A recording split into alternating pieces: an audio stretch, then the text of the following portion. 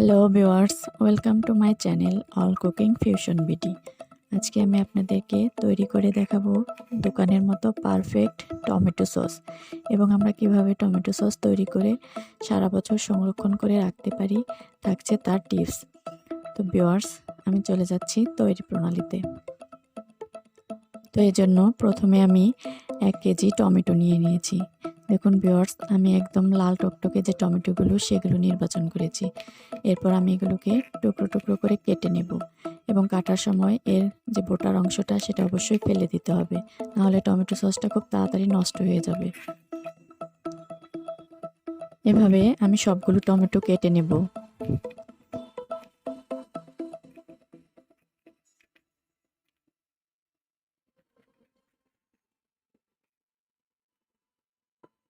তো আমার সবগুলো টমেটো কাটা হয়ে গেছে।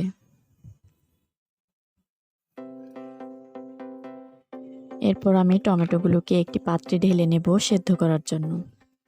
তো আমি একটি কড়াইয়ে টমেটোগুলোকে সেদ্ধ করার জন্য বসিয়ে দিয়েছি। এর মধ্যে হাফ কাপ পরিমাণ দিয়ে দেব পানি। এরপর খুব ভালোভাবে সেদ্ধ করে নেব। আমি এই পর্যায়ে কোনো লবণ ব্যবহার করছি না, শুধু টমেটোটাকে সেদ্ধ করে নেব। এরপর আমি একটি বাটিতে 1/4 চা চামচ নিয়ে নেব সোডিয়াম বেনজয়েট, আর 1/3 চা চামচ নিয়ে নেব সাইট্রিক অ্যাসিড। এর মধ্যে 1 টেবিল চামচ পানি দিয়ে খুব ভালোভাবে মিশিয়ে নেব। এই মিশ্রণটি আমি টমেটো সস সংরক্ষণ করার জন্য ব্যবহার করব। তো এই উপাদানগুলো আপনি বিভিন্ন সুপার শপ কিংবা বড় মুদি দোকানে খুব অল্প খরচেই কিনতে পাবেন। এরপর আমি একটি তেঁতুল নিয়ে নিচ্ছি, সামান্য পানি দিয়ে ভিজিয়ে রাখবো। হাতের কাছে না থাকলে তেঁতুল নাও দিতে পারেন। এরপর অন্য একটি বাটিতে আমি 1 টেবিল চামচ কর্নফ্লাওয়ার নিয়ে নিচ্ছি। এর মধ্যে 1 টেবিল চামচ পানি দিয়ে আমি খুব ভালোভাবে মিশিয়ে নেব।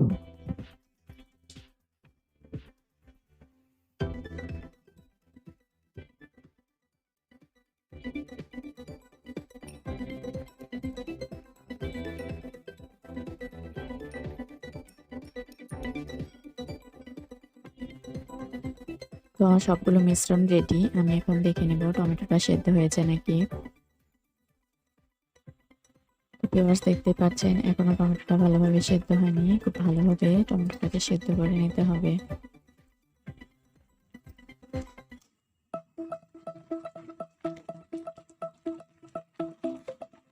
টমেটোটা প্রায় সেদ্ধ হয়ে আসলে আমি এর মধ্যে যে একটি তেঁতুল গুলিয়ে রেখেছিলাম সেই তেঁতুলটা দিয়ে দেব।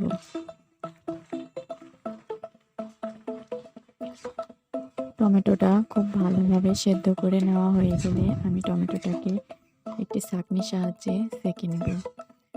ভিউয়ার্স, একটু গরম গরম থাকা অবস্থায় ছাঁকনির সাহায্যে সেঁকে নিলে ভালো হয়।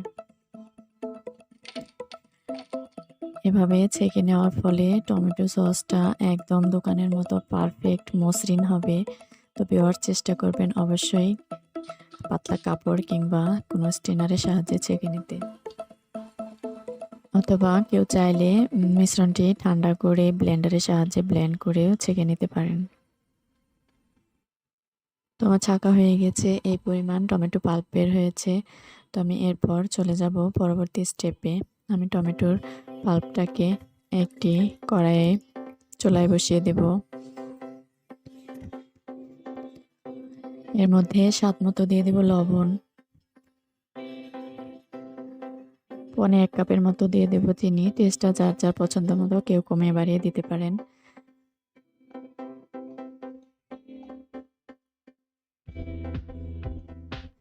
1 চা চামচ দিয়ে দেব মরিচের গুঁড়া। মরিচের গুঁড়াটাও যার যার স্বাদ অনুযায়ী কমিয়ে নিতে পারেন, তবে 1 চামচের বেশি দিলে অনেক বেশি ঝাল হয়ে যাবে।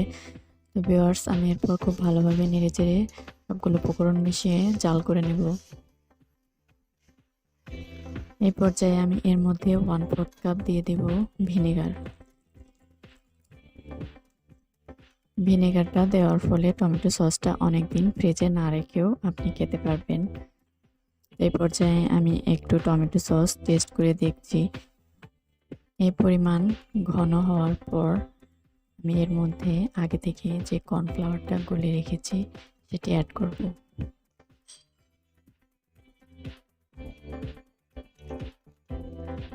কর্নফ্লাওয়ার দেওয়া হয়ে গেলে অনবরত নেড়ে চেড়ে মিশ্রণটিকে মিশিয়ে নিতে হবে, নাহলে নিচে লেগে যাওয়ার সম্ভাবনা আছে।